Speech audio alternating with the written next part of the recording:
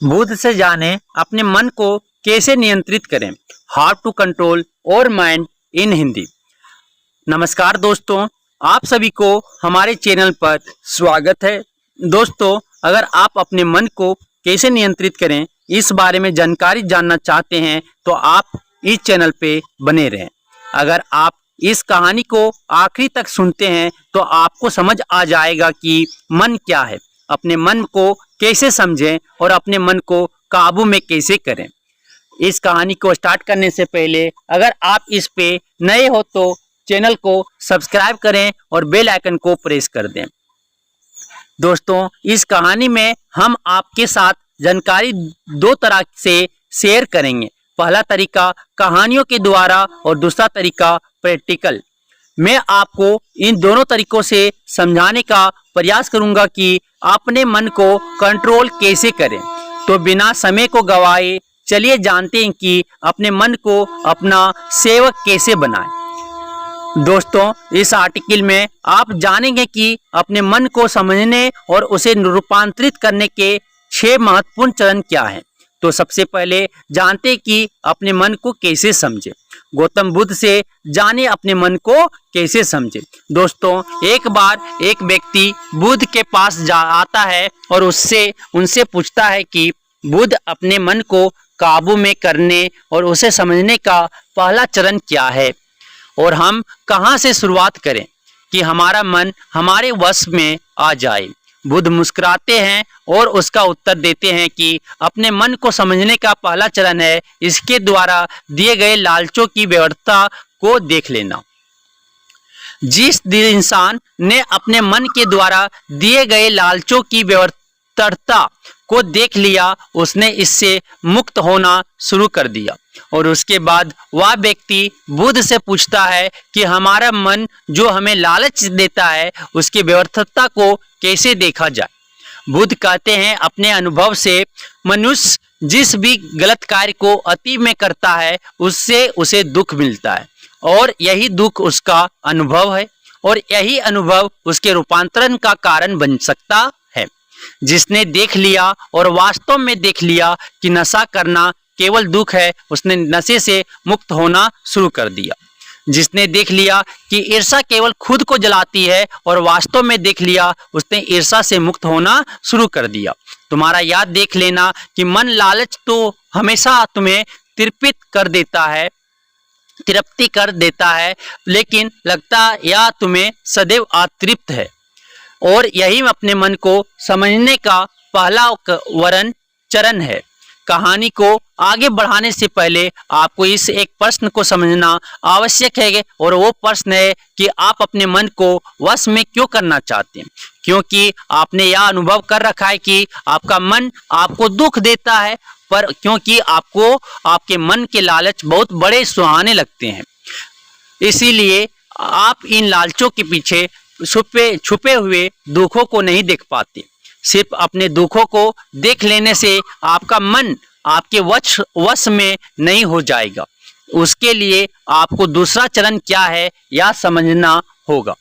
वह व्यक्ति बुद्ध से पूछता है कि बुद्ध, यदि कोई व्यक्ति यह जानता है कि उसके मन के लालचों के कारण उसके जीवन में दुख है, तो क्या इसका अर्थ यह है कि वो व्यक्ति पहले चरण पर है? और यदि वह व्यक्ति पहले चरण पर है तो दूसरे चरण पर कैसे जाएगा? बुद्ध कहते हैं कि उस व्यक्ति को खोज पर निकलना होगा, किसी ऐसे व्यक्ति की खोज पर जो अपने मन से मुक्त हो चुका है और जिसने अपने मन को जान लिया है, क्योंकि तुम्हारा मार्गदर्शन वही कर सकता है जो उस जगह पर पहुंचा हुआ है और जहां तुम जाना चाहते हो। दोस्तों, यहाँ पर एक बात समझनी आवश्यक है कि खोज पर निकलने का अर्थ यह नहीं है कि आप सन्यासी बन जाएं, बल्कि खोज पर निकलने का अर्थ है यह है कि कोई ऐसा व्यक्ति खोजना जो आपका मार्गदर्शन कर सके। अब यहाँ पर प्रश्न यह उठता है कि ऐसे व्यक्ति को कहाँ पर खोजें, क्योंकि आस पड़ोस में तो सभी लोग अशांत भरे पड़े हुए हैं। तो इस प्रश्न का उत्तर है कि आप ऐसे व्यक्ति को आस पड़ोस में मत खोजिए, बल्कि इंटरनेट पर खोजिए, क्योंकि इंटरनेट पर आपको पूरी दुनिया से जोड़ता है। दोस्तों, मैं और आप इस इंटरनेट के बदौलत ही जुड़े हुए हैं। अगर इंटरनेट नहीं होता तो क्या आप मेरे इस आर्टिकल को सुन पाते? नहीं ना। दोस्तों, इस दुनिया में बहुत सारे लोग थे और अभी हैं और हमेशा रहेंगे जो आपका मार्गदर्शन कर सकते हैं। कहानी में आपस लौटते हैं और अच्छे से जानते हैं कि अपने मन को समझने का दूसरा चरण क्या है। वह व्यक्ति बुद्ध से पूछता है कि उस व्यक्ति की पहचान क्या है, जिसने अपने मन को समझ लिया है और जिसने खुद को जान लिया हुआ है। क्योंकि हर व्यक्ति यह दावा करता है कि वह ज्ञानी और बुद्धिमान है, लेकिन वास्तव में ज्ञानी कौन है वह कैसे पता लगेगा? बुद्ध कहते हैं कि यही तीसरा चरण है और वो चरण है सुनना ही अपने मन को समझने का तीसरा चरण है। उसके बाद वह व्यक्ति बुद्ध से पूछता है कि क्या देखकर या पता नहीं किया जा सकता, क्योंकि आपको देखकर ही पता लगता है कि आप एक महात्मा है। बुद्ध कहते हैं देखने में तो कोई व्यक्ति बहुत शांत लग सकता है, लेकिन भीतर से वह क्या है या उसके शब्द ही बता सकते हैं। लेकिन ध्यान रहे कि शब्दों पर भी विश्वास एकदम से नहीं कर लेना है। किसी भी बात पर विश्वास इसलिए कर लेना है कि उसे मैंने कहा हुआ है या किसी महात्मा ने कहा हुआ है। किसी भी बात पर विश्वास आपको तब कर लेना है जब वह तुम्हारा अनुभव बन जाए। गौतम बुद्ध के द्वारा कही गई इस बात को मैं आपको थोड़ा और आसान भाषा में समझाने की कोशिश करता हूँ। दोस्तों, कोई कहता है कि ध्यान करना अच्छा है और कोई कहता है कि ध्यान करना बुरा है। ये दोनों ही अतिया है। अगर आप अभी ध्यान को अच्छा मानते हैं तो आप बहुत जल्द ही उसे बुरा मानने लग जाएंगे, और यही हमारे मन की चाल है। जो अब आपके मन में सवाल उठा होगा कि कैसे, तो उसका उत्तर यह है कि ध्यान की शुरुआत में आपको आनंद नहीं मिलेगा, बल्कि बोरियत महसूस होगी। और आपका विश्वास क्या था कि ध्यान अच्छा है, लेकिन आपको अनुभव क्या हो रहा है कि ध्यान बोरियत भरा है। तो धीरे धीरे आपका विश्वास बदलने लगेगा। पहले आप ध्यान को अच्छा मानते थे, लेकिन अब आप ध्यान को बुरा मानने लग जाएंगे। आप एक अति से दूसरे अति पर पहुंच जाएंगे, और यही हमारे मन की चाल है। हमारा मन हमें अतियों में ही भटकाता रहता है, और अगर आप ध्यान को बुरा मानते हैं तो आप कभी भी ध्यान करेंगे ही नहीं। अब कहानी में आपस लौटते हैं और अच्छे से समझते हैं कि अपने मन को समझने का तीसरा चरण क्या है। बुद्ध कहते हैं कि किसी भी बात पर विश्वास तब तक नहीं करना है जब तक वह तुम्हारे विवेक की कसौटी पर खरी नहीं उतर जाए, और इसके लिए कर्म करना आवश्यक है, और कर्म ही अपने मन को समझने का चौथा चरण है। अगर आप धन कमाना चाहते हैं तो आपकी सही दिशा में कर्म करना आवश्यक है। ठीक उसी प्रकार अगर आप खुद को जानना चाहते हैं तो आपको सही दिशा में कर्म करना आवश्यक है। वह आदमी बुद्ध से पूछता है कि सही दिशा में कर्म करते वक्त आदमी क्या गलती कर सकता है। बुद्ध कहते हैं कि केवल दो गलतियां कर सकता है। पहली गलती है शुरुआत ना करना, और दूसरी गलती है पूरा रास्ता तय न करना। और इन दोनों गलतियों के पीछे हमारे मन की चाल होती है। कोई सोचता है कि मैं शुरुआत कल से करूंगा, और कोई सोचता है कि शायद मैं सफल ना हो पाऊं। इन दोनों ही गलतियों को व्यक्ति जागरूकता की कमी के कारण करता है। बिना जागरूकता के व्यक्ति का मन उसे सही दिशा में चलने ही नहीं दे सकता, और जागरूकता ही अपने मन को समझने का पांचवा चरण है। इसीलिए दिन के हर एक क्षण को जागरूकता के साथ जियो। कोई भी कार्य करो तो उसे जागरूकता के साथ करो। अगर सांसें भी लो तो उसे जागरूकता के साथ लो। बिना जागरूकता के साथ जिया गया एक भी क्षण मृत्यु के समान है। और ध्यान रहे कि जागरूकता बिना ध्यान के संभव नहीं है। वह व्यक्ति बुद्ध से पूछता है कि बुद्ध अपने जागरूकता के स्तर को कैसे बढ़ाया जा सकता है। बुद्ध कहते हैं कि ध्यान के द्वारा, और ध्यान ही 6 चरण है। एक बार अपने मन को समझने का 6वां चरणों को ध्यान से समझिए। अपने मन को समझने के 6 चरण। थोड़ी जागरूकता के साथ याद देख लेना ही या मन ही दुख के बीज बोता है। दूसरा, किसी ऐसे व्यक्ति को खोजना जो मन से मुक्ति पाने का मार्ग बता सके। तीसरा, सुनना। चौथा, सुने हुए कार्य को कार्य में लाना। सुने हुए को कार्य में लाना। पांचवा, जागरूकता जिसे आप मार्ग से भटके ना। छठा, ध्यान, या सीधे शब्दों में कहा जाए तो ध्यान ही वह नाव है जिस पर बैठकर मन रूपी नदी को पार किया जा सकता है। लेकिन ध्यान तक पहुंचने के लिए शुरुआती के 5 चरण बहुत आवश्यक है।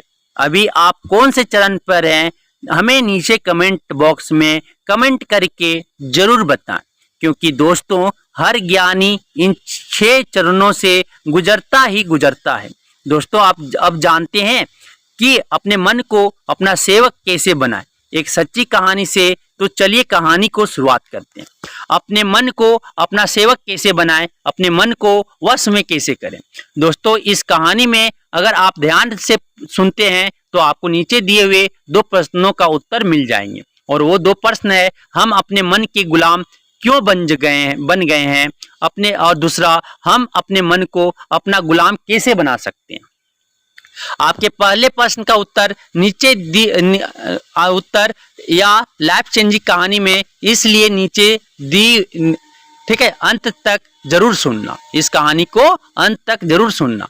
एक बार एक राज दरबार में एक कलाकार आता है और इस कलाकार की खासियत यह थी कि अब जब भी वह कलाकार अपनी कलाकारी दिखाता तो ऐसा कोई भी व्यक्ति नहीं होता था जो इसके कलाकारी को देखकर हंसे ना।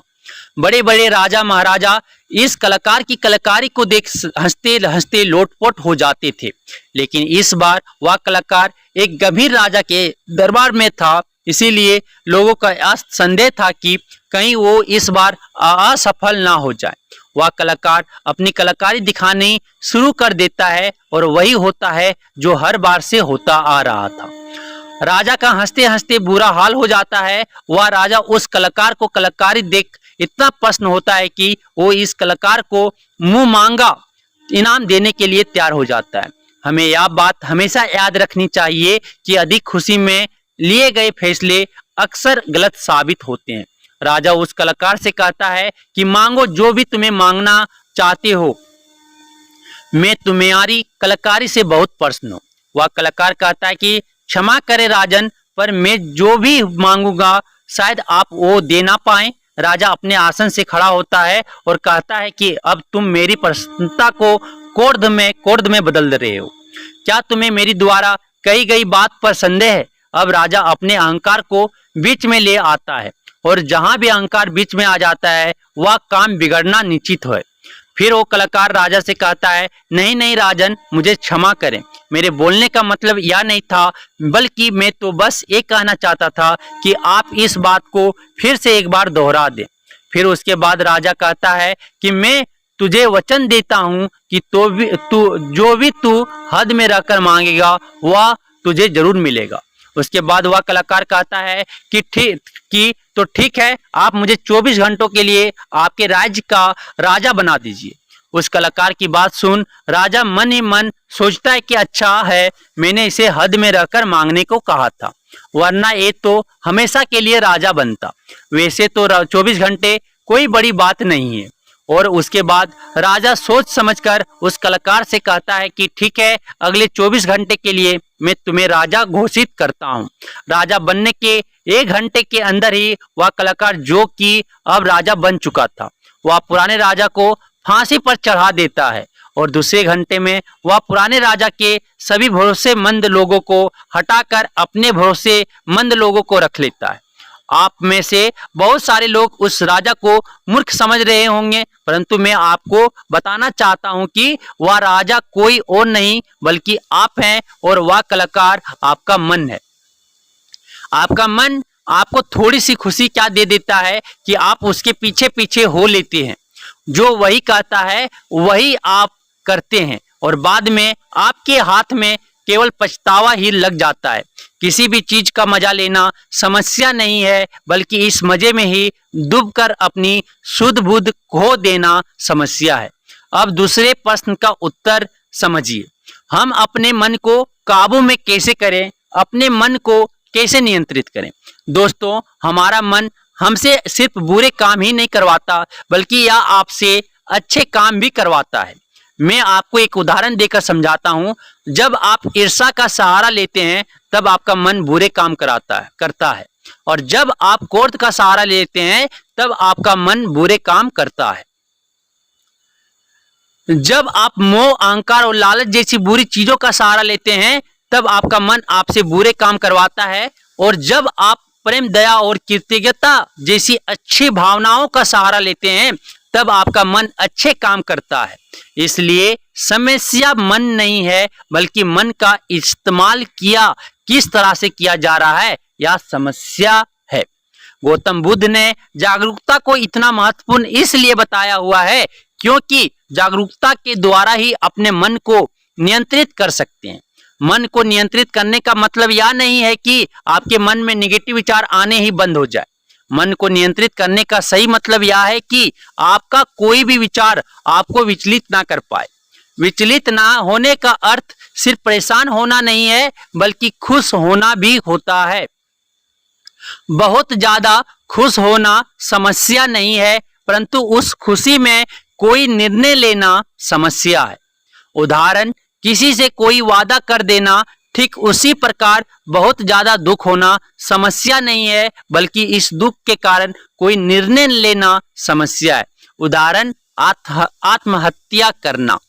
अगर आप पूरे जागरूकता के साथ यह देख पाए कि सुख और दुख, इन दोनों की अति में कोई भी निर्णय लेना दुख और पीड़ा को जन्म देता है, तो आप आंख बंद करके सुख के पीछे नहीं भागेंगे, और अगर आप सुख के पीछे नहीं भागेंगे तो दुख आपके पीछे नहीं भागेगा, क्योंकि ज्यादातर लोग जिसे सुख समझते हैं वह दुख की परछाई है। अब लोग इस बात का यह अर्थ निकाल लेंगे कि हमें सुख का आनंद नहीं लेना चाहिए, जबकि यह निष्कर्ष बिल्कुल गलत है। अगर आप सुख और दुख इन दोनों की अति में कोई निष्कर्ष नहीं निकालते हैं तो आप वही रहते हैं जहां आपको रहना चाहिए, मध्य बिंदु पर, जिसकी बात हर बार बुद्ध कहते हैं। मैं आपको मन के बारे में एक खास बात बताता हूं। आपको ऐसा कब लगता है कि आपको अपने मन को वश में करना चाहिए? मैं आपको बताता हूं, जब आप वो काम कर रहे होते हैं जो काम करने आपके लिए सही नहीं होता है, तब आपको महसूस होता है कि आपको अपने मन को अपने वश में करना चाहिए, मगर आप वो काम फिर भी कर जाते हैं क्योंकि आपको उस काम को करने में मजा आता है। उदाहरण के लिए, चुगली करना। आपको पता है कि चुगली करने से आपको कुछ भी फायदा नहीं होगा, फिर भी आप चुगली करते हैं क्योंकि चुगली करने में शुरुआत में मजा आता है, परंतु धीरे धीरे ही आपको पता चलता है कि आप अपने ही नजरों में छोटे बन गए हो। दोस्तों, गौतम बुद्ध के द्वारा दिया गया यह सूत्र मैं आपको आज बताता हूं जो आपकी जिंदगी बदल सकता है, और वो सूत्र है, जिन कामों में करने में शुरुआती में बहुत मजा आए तो वह काम आपके लिए हानिकारक है। उदाहरण के तौर पर फनी और गंदे वीडियो देखना, वेब सीरीज, जंक फूड खाना और सुबह देर से उठना आदि। और जिन कामों को शुरुआती में करने में कम मजा आता है या बोरियत महसूस होती है, वो आपका जीवन बदल सकता है। उदाहरण के लिए, किताबें पढ़ना, व्यायाम करना, सुबह जल्दी उठना, ध्यान करना और इंटरनेट का सही इस्तेमाल करना इत्यादि। हमें यह समझना चाहिए कि हमारा मन केवल बुरे कामों में ही नहीं लगता, बल्कि यह अच्छे कामों में भी लगता है। फर्क सिर्फ इतना है कि बुरे कामों में यह जल्दी लग जाता है क्योंकि बुरे काम करते वक्त शुरुआती में ही मजा होता है, और अच्छे कामों में यह देर से लगता है क्योंकि अच्छे कामों में मजा देर से मिलता है। इसलिए मजे के पीछे ना भागें और बल्कि सही काम के पीछे भागें। सफलता आपको निश्चित मिलेगी। दोस्तों, अब मैं आपको अपने मन को कंट्रोल करने का प्रैक्टिकल तरीका क्या है या बताने वाला हूं, इसलिए आर्टिकल को ध्यान से अंत तक अवश्य सुनिएगा। दिमाग को कंट्रोल कैसे करें, जानिए मन को कंट्रोल करने का प्रैक्टिकल तरीका। दोस्तों, ज्यादातर लोग यह सोचते हैं कि मन को कंट्रोल करना मुश्किल है, और यह बात सच है केवल उन लोगों के लिए जिन्हें यह पता नहीं है कि मन क्या है और यह कैसे कार्य करता है। उनके लिए अपने मन को कैसे नियंत्रित करना आसान है। तो आइए सबसे पहले यह समझते हैं कि मन क्या है और यह कैसे कार्य करता है। मन क्या है और यह कैसे कार्य करता है। हमारा मन दो हिस्सों में बटा हुआ है, पहला चेतन मन और दूसरा अवचेतन मन। चेतन मन को हम सब बुद्धि के नाम से जानते हैं। यह हमारे भीतर एक फिल्टर की तरह काम करता है। तो भी जानकारी हमारे अंदर जाती है और उसे यह जांचता और परखता है।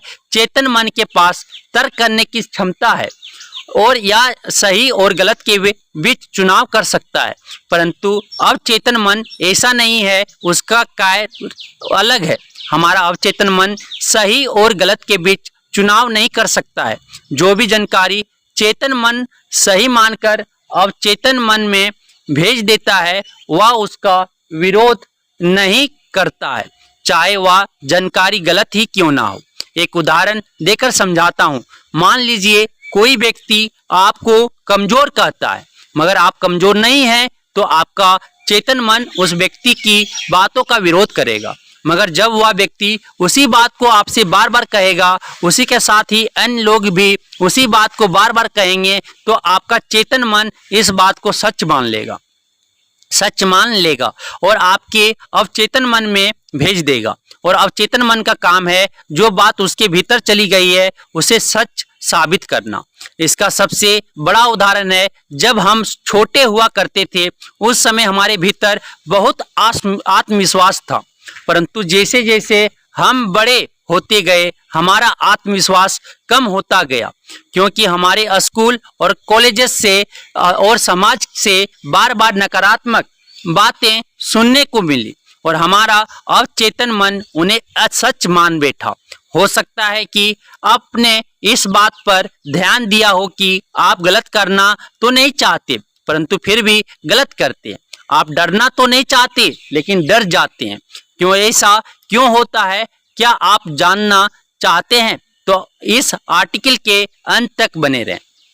दोस्तों, ऐसा इसलिए होता है क्योंकि जाने अनजाने में आपके अवचेतन मन में बहुत सारी गलत जानकारी चली गई हुई है, जिसे वह सच मन बैठा हुआ है। तो अब प्रश्न यह उठता है कि इसका समाधान क्या है, क्योंकि बहुत सारी गलत जानकारी हमारे भीतर जा चुकी है और हमारा आत्मविश्वास कम हो चुका है। अब आप इसका समाधान समझिए। अब तक आपने यह समझा कि मन क्या है और यह कैसे काम करता है। अगर एक लाइन में कहूँ कि मन क्या है, तो हमारा मन जानकारी का एक ढेर है जो जाने अनजाने में हमारे भीतर चली गई हुई है। अब हमें सबसे पहले यह समझना होगा कि चेतन मन जानकारी लेता कहाँ से है, वे कौन से द्वार है जहां से जानकारी भीतर प्रवेश करती है। अपने मन को कंट्रोल करने के उपाय और समाधान। हमारे अंदर जानकारी जाने के 5 द्वार हैं और वो है आंख, कान, नाक, जीभ और त्वचा। इन्हें हम 5 नदियों से भी जानते हैं। बहुत सारी गलत जानकारी हम भीतर जाने के कारण हमारा मन हमारे वश में नहीं है। अगर हम अपने मन को अपने वश में करना चाहते हैं तो हमें बहुत सारी सही जानकारी इस मन को देनी होगी, कम से कम उतनी सही जानकारी जितनी गलत जानकारी हमारे भीतर पहले से पड़ी हुई है। सही जानकारी और गलत जानकारी के बीच का अंतर समझिए। सही जानकारी वो है जो आपको आपके लक्ष्य की तरफ ले जाए और गलत जानकारी वो है जो आपको आपके लक्ष्य से भटकाए। उदाहरण से समझिए कि एक सन्यासी का लक्ष्य आत्मज्ञान है और आत्मज्ञान के लिए ध्यान करना आवश्यक है। अगर कोई भी चीज उसे ध्यान करने से रोकती है तो वह उसे के लिए एक गलत जानकारी है। एक और उदाहरण देकर समझाता हूँ। मान लीजिए कि आपको एक गायक बनना है, तो गायक बनने के लिए रियाज करना बहुत जरूरी है। अगर कोई चीज आपको रियाज करने से रोक रही है तो वह आपके लिए एक गलत जानकारी है। तो अपने मन को कंट्रोल करने के लिए आपके पास एक लक्ष्य का होना बहुत जरूरी है, क्योंकि अगर आप अपने मन को कहीं पर जाने से रोक दोगे तो उसे कहीं पर तो भोजन भी तो पड़ेगा, तो भेजना भी तो पड़ेगा। अगर आपके पास लक्ष्य है तो आपको सबसे पहले क्या करना है, या ध्यान से समझ लीजिए। सबसे पहले इस चिंता को छोड़ दीजिए कि कितनी गलत जानकारी आपके भीतर जा चुकी है। आपको बस इतना करना है कि आपके 5 द्वारों पर आने की याद से जहां से जानकारी भीतर प्रवेश करती है वहां पर जागरूकता का पहरा लगा देना है। कोई भी जानकारी आपके भीतर अनजाने में प्रवेश ना करे, पहरा लगते ही आपको बैलेंस में जुट जाना है। अब आप यह सोच रहे होंगे कि बैलेंस किस चीज का? बैलेंस आपको नकारात्मक और सकारात्मक के बीच में करना है। नकारात्मक आपके भीतर पहले से ही मौजूद है, अब बस आपको सकारात्मकता को भरनी है। आपको एक बात जान लेनी चाहिए कि सकारात्मकता और नकारात्मकता को मिटा देती है। जिस प्रकार रोशनी अंधेरे को मिटा देती है, ये तो बस कहने की बात है कि आपको बैलेंस करना है। सच तो यह है कि जब आप अपने भीतर सकारात्मकता भरने लगेंगे तो आपके अंदर की नकारात्मकता उसी समय मिटने लग जाएगी। दोनों के बीच का बैलेंस होने का तो अवसर ही नहीं आएगा। यहाँ पर प्रश्न यह निर्माण होता है कि सकारात्मकता को कहाँ से लाएं? तो इसके बहुत सारे तरीके हैं। पहला तरीका यह है कि आप अच्छे लोगों को संगत करिए और उन्हें ऑब्जर्व करके उनसे सीख सकते हैं। अब ये सही लोग आपके पास हो सकते हैं या नहीं भी, आप इंटरनेट, बुक्स और वीडियोस के द्वारा इनकी संगत कर सकते हैं। उदाहरण के लिए अगर आप बुद्ध की संगत करना चाहते हैं तो आप उनके ऊपर लिखी हुई किताबों को पढ़कर, ऑडियो टेप सुनकर उन्हें समझ सकते हैं। ध्यान रहे, हमेशा ऐसी चीजें पढ़े, सुने और देखें जो आपके लक्ष्य से जुड़ी हुई हो। जब आप लगातार अपने भीतर अपने लक्ष्य से जुड़ी अच्छी जानकारी भेजते हैं तो आपके अंदर की नकारात्मकता जानकारी को धोकर साफ करती है। अभी हमारा मन गलत जानकारी में उलझा हुआ है जो अनजाने में हमारे भीतर चली गई हुई है, जिसके कारण हम अक्सर कहते हैं कि हमारा मन हमारे वश में नहीं है और हमारा मन किसी भी काम में नहीं लगता है। हमें यह समझना चाहिए कि मन हमारा है, हम मन के नहीं है। वही सुनो जो आपके लक्ष्य से जुड़ा हुआ है, वही देखो जो आपके लक्ष्य से जुड़ा हुआ है, और वही पढ़ो जो आपके लक्ष्य से जुड़ा हुआ है, वही चखो जो आपके लक्ष्य से जुड़ा हुआ है। मैं आपको एक उदाहरण देकर समझाता हूं। अगर आपका लक्ष्य खिलाड़ी बनना है तो आपको वही चीजें खानी चाहिए जो आपको खिलाड़ी बनाए। मन को नियंत्रण रखने के लिए इंद्रियों पर संयम अवश्य है, और संयम के लिए अनुशासन अवश्य है, और अनुशासन के लिए एक सही निर्णय आवश्यक है जो आपको अभी लेना है। दोस्तों, तो आज के इस how to control your mind in Hindi article के माध्यम से आपने सीखा कि हमारा मन क्या है, अपने मन को कैसे समझें और अपने मन को अपना सेवक कैसे बनाएं। अगर आपको हमारे द्वारा बोला गया, सुनाया गया यह कहानी पसंद आया होगा और आपके लिए उपयोगी साबित हुआ होगा तो अपने सच्चे दोस्त के साथ इसे अवश्य शेयर कीजिए। दोस्तों, हमारे साथ ऐसे ही जुड़े रहने के लिए हमारे चैनल को सब्सक्राइब करें और बेल आइकन को प्रेस कर दें। तो दोस्तों, आज इस how to control your mind in Hindi कहानी में सिर्फ इतना ही। फिर मिलेंगे ऐसे ही एक लाइफ चेंजिंग कहानी के साथ। अब तक के लिए आप जहां भी रहिए खुश रहिए। आपका बहुमूल्य समय देने के लिए धन्यवाद। Thank you.